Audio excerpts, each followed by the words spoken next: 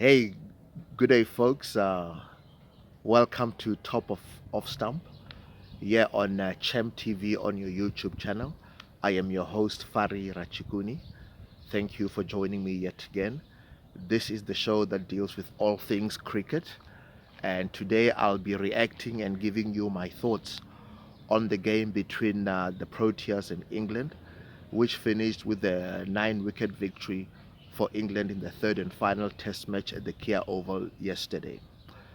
Um, I'll just begin by giving you just a brief summary of the scorecard, starting with the obviously, we all know that there were only 3 days available for the game due to two reasons. Firstly, day one was rained out due to bad weather. Day two was obviously called off due to the unfortunate um, sad news of the passing of Her Majesty the Queen Elizabeth. So we could only play have 3 days, and in that 3 days, still England managed to win the Test match by 9 wickets. So we are going to the scorecard. England won the toss. Ben Stokes won the toss, and he chose to bowl.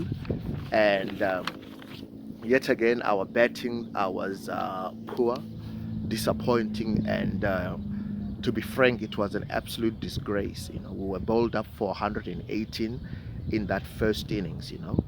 And then England went into bat, and they could muster only 158 all out, thanks to our bowlers with Marco Jansen, figures of 5 for 39.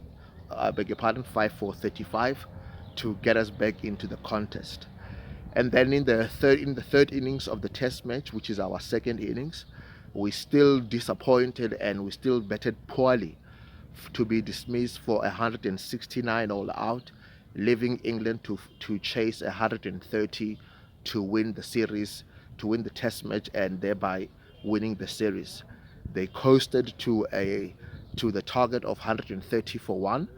The only man out was Alex Lees, with Zach Crowley finishing on 67 not out, thereby leading to, like I said, England winning the test match as well as the test series by 2 games to 1.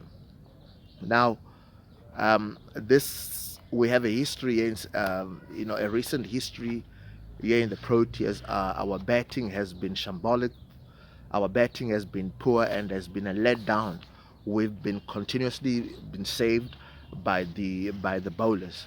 So I'll just give you a few previous um, test scores, scorecards, just to illustrate my point in terms of the poverty of our batting, the lack of quality in our batting lineup, the continued disappointment, and the performances from our batsmen. Now, look, if you look at the first test match of the series, you know, we that first innings we were all out for 151 in that first innings. Our highest score in that first innings was Kagiso Rabada with only 36. The second innings of the first test match as well, we could only muster 179 all out, with Rassi van der Dusen top scoring with 41. So that is not good enough. The second test which we went on to win at Lords, we scored a 326 all out in the first innings, thanks to 71 from opener Sarel Evia. And the second innings of that as well, you know, we didn't bat in that second innings because our bowlers once again came to the party, dismissing England cheaply in both innings for us to win by an innings and 12 runs. And then moving on to the third test at the Oval, which I've gone through as well. And then if we just um, rewind a bit further, the previous series against the we've played in 2022. We've played India. Before we played England, we played Bangladesh, and we played New Zealand. So When we played India, we played three test matches. The first one was in Pretoria in Centurion. In that game, um, the first test at Centurion, we only could muster 197 all out in the first innings, in 63.5 overs.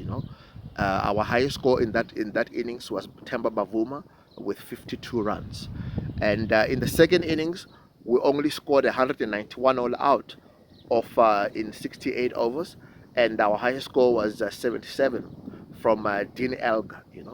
We lost that game obviously, um, to India by 113 runs. The second test, which was at the Wanderers in Johannesburg, we score. Mind you, if you go back to the first test in Centurion, India scored 327 runs and 174 all out. Now, obviously, if you look at it, our bowlers have kept us in the contest or have brought us back in the contest. So we owe a great deal to our bowlers, who, in my view, are the best bowling attack in the world. So moving on to the test match at the Wanderers. Like I said, the first innings were scheduled out for 229 all out in 79.4 overs. And, we bowled out India for 202 runs in that innings. And we also bowled them out in the second innings for 266 runs. We managed to chase down the target, finishing on 243 for three, with thanks to Dean Elgar's 96 not out. So we are not getting enough runs on the board to put pressure on the opposition. That's another thing we should highlight. And then the third test in Cape Town. The first innings, we bowled out for 210 runs. We bowled India out for 223 runs. And, like I said once again, the story is, the bowlers have kept us in the contest, or have fought and to keep us in the contest, as it were. Then, in the second innings, like I said, we bowled India for 198 runs, and because thanks to 82 from Keegan Peterson, we managed to chase down the target and win that game by 7 wickets. So, as you can see, the theme here is our batsmen are not getting enough runs. Our bowlers constantly have to bring their A game, for us to be in the contest, or for us, to to be in some sort of controlling position. Now versus Bangladesh, looking at their attack, um, we improved during that test series. Our first game in the series in Kingsmead in Durban, the first innings we scored 367 all out in 121 overs. What I would say regarding that, if you regarding that, is our batting is also um, very slow in my view. I know it's Test cricket. I'm not asking us to go out there and bash everything about. But what I'm saying is, what I'm simply pointing out here is, I think we must bat with a certain level of intensity, and we must look to be positive. And you can be positive, by by um, by the shots that you are playing, the intention of your batting. You don't have to be hitting boundaries every over, to show your positive intent. Just your mindset would goes a long way to show that you are positive in your batting. We scored in the second innings. We scored 453 as well all out to win by an innings as well against Bangladesh. So there are not enough scores of 400 or 400 runs or more in the first innings, because it's common knowledge that you are looking for at least 400 runs in the first innings to put pressure on the opposition, so that your bowling attack is one, is on top, two, is bowling without the pressure of a small target. Yeah. And then going back to New Zealand, early in February, We lost the first test by an innings, and yes, we came back and won the second test by by 198 runs. But the story is, once again, in that first innings in Christchurch, we were bowled up for 95 and 101 in the second innings to lose by an innings.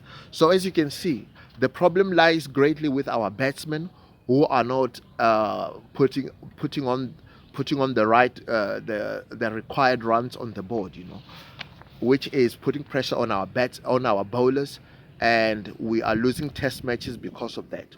We are always behind the eight ball in a contest.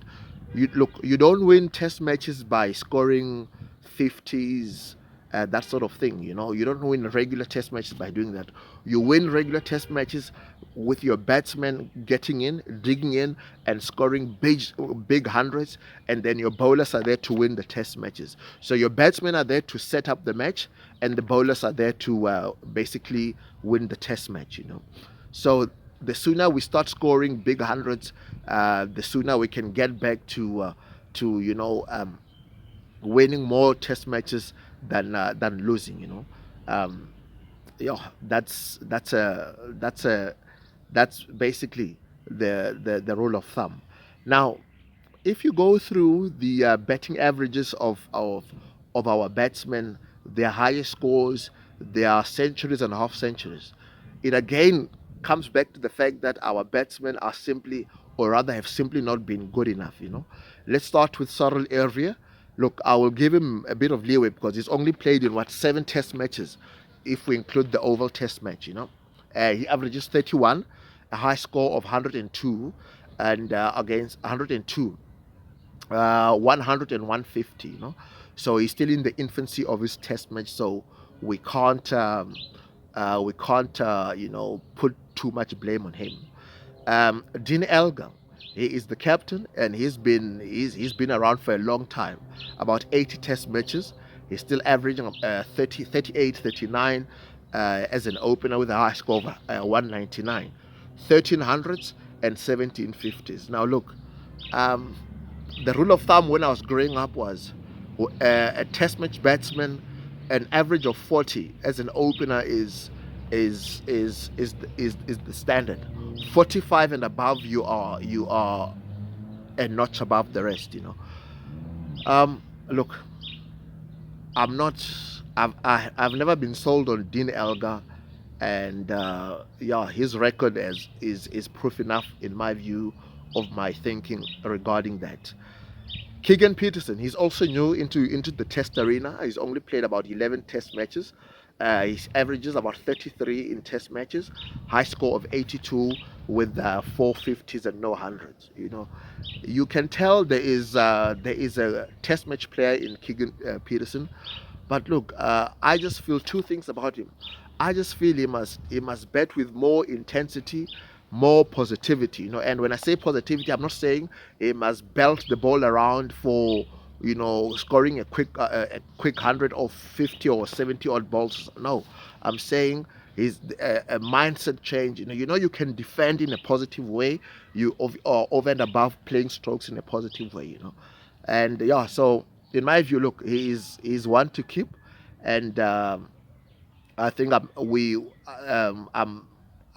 of the same view as most people in terms of I'm expecting so much more of Peterson. And then we get to Aiden Markram. He's played about 34 test matches. He's still averaging 34. Hey, only 500 and 950s. His first 2,000 runs came at a rate of knots, but in his first 20 tests. But after that, his form has fallen over, or he's fallen off a cliff. Um, Look, I think he must just go back to franchise cricket, let him find form again, let him score runs again, and before we call him back into the test fold. There is so much promise in Aiden Markram, a future captain in the making, but unfortunately his runs don't justify, or rather his lack of runs, they don't justify his spot in the test match fold. I was happy that he got dropped for the last Test match, which was long overdue. Hopefully he can go back, like I said, to franchise cricket, get some runs, find form, and then come back twice the cricketer and prove us all right that what we expected of him is indeed what he is. And then we have Temba Bavuma. He was not available for the English Test series. He's played 51 of Test matches. He's still averaging what 34, one Test 119 half centuries. That's also simply not good enough. Like I said, you don't win Test matches by scoring 50s. You win Test matches by having a brilliant attack and your batsmen set up the Test match by scoring big hundreds. I know he scores what we call hard runs in Test cricket. When the chips are down. But look, we need him to start scoring big hundreds and and on a more regular basis. 34 as an average in Test match cricket is not good enough, frankly, for a guy who's batting in the top five of a test in a Test batting lineup. And then we have Carl Verreynne, who has only played about 12 Test matches so far. He's averaging 30. He's a wicket-keeper batsman. Um, 100 so far. That 136 against New Zealand earlier on in February. No half centuries. Look, after Adam Gilchrist, um, wicket keepers in Test matches are judged differently now. Gilly and Kumar Sangakkara, they elevated Test match batting for a wicket keeper. So 30 would have been considered a good average for a wicket keeper, but look, a wicket keeper should be nowadays you should be looking at anything above 40 as an average as in Test match cricket. And then we have Vian Mulder, who is new into the Test arena. He's played about 12 matches as well, averaging 15 with a high score of 36. So much has been expected of him, and hopefully in time he gets us. He fulfills his promise, his great potential that he has, and he becomes the next all-rounder in a long list of all-rounders that the Proteas have produced, the likes of Brian McMillan, Lance Klusner, Sean Pollock, Jacques Callis, and before then the likes of Mike Proctor going back into the apartheid days. And then we have Rassie van der Dusen. Now, if anything epitomizes the poverty of our batting, in my view, is that Rassie van der Dusen is batting number 4 in our batting lineup. He's averaging 32 after about 19 Test matches, with a high score of 98 with 650s. Look, in my view, Rassie is not a Test match number 4, and in my view, he's not a Test match batsman. And I've yet to be convinced about him in Test match cricket. Look, in one day cricket, he's stepped up, and 20 T20 cricket, but in Test cricket, I'm afraid he's been found wanting, and I wouldn't have him number 4, let alone in the team. Ryan Riggleton and Kaya Zondo, look, they haven't played much cricket, so I wouldn't uh, get into their stats that much, because they are very, very new into Test cricket. You know, so basically, all in all, most of our batsmen, apart from Temba and the captain Elga and Markram, the rest, and to an extent Rassi, most of our batsmen do not have the enough Test match cricket under their boots, to yeah. But all in all, there is much work to do. News just broke about late afternoon yesterday that our coach Mark Boucher will be relinquishing his role as head coach after the T20 World Cup.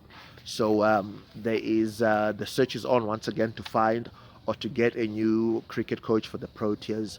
I have heard Some people mentioning the former New Zealand captain Stephen Fleming, as well as the former Proteas coach Graham Ford.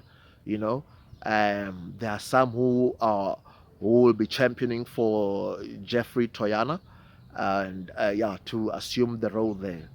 Look, right now as it stands, I don't have a big preference, as it were. You know, if they're qualified enough, if they're good enough, in my view, give them a chance, and let's see what they do. But I think we need a new betting coach. I would love it if Jacques Callis returned to that fold, or a guy like Herschel Gibbs as the betting coach. Um, yeah, I think that in my view that would be a good appointment as well. So lots of work to do in the betting on the betting front for the Proteas. We go to Australia and India next. Um, we know that in India their pitches there they take turn, so our batters need to be they need to be brilliant to play the turning ball in India. And in Australia, there is bounce, there is pace. We need batsmen to score 400. We need our team to score 400, 450, 500, 500 or so, because that's how you win test matches in Australia. A big first inning score.